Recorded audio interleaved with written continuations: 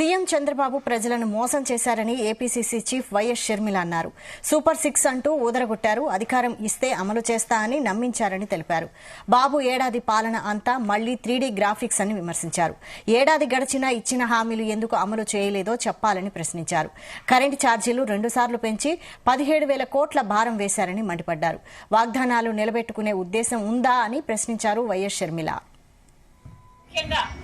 ప్రతి సభలోనూ ఊదరగొట్టారు. Super six నేను అమలు చేస్తానని అందరి ప్రజలందరినీ నమ్మబలికించారు. మరి ఈ రోజు సంవత్సరం రోజులు అయిపోయింది. సూపర్ 6 ఏమైంది చంద్రబాబు గారు అని కాంగ్రెస్ పార్టీ ప్రశ్నిస్తుంది. సూపర్ సిక్స్ సూపర్ ఫ్లాపేనా? సూపర్ ఫ్లాపేనా?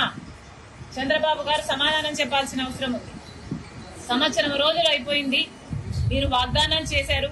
సంవత్సరం రోజులు దాటిపోయింది.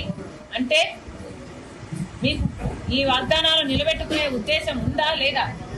ఏదైనా వాగ్దానాలు చేసి అధికారంలోకి వస్తే అధికారంలోకి వచ్చిన వెంటనే ఆ వాగ్దానాలు నిలబెట్టుకుంటారు అని ప్రజలు అనుకుంటారా?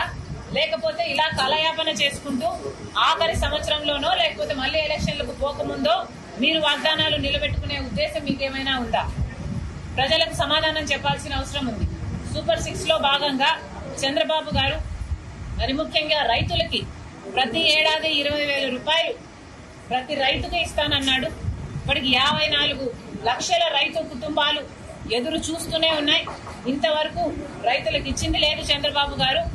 రైతులను మోసమే చేశారు సంవత్సర కాలం పాటు రైతు భరోసా పథకం కింద.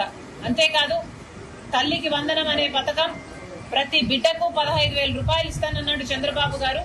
ఎంతమంది బిడ్డలుంటే అంతమందికి ఇస్తానన్నాడు చంద్రబాబు గారు. ఒకరుంటే ఒకరికి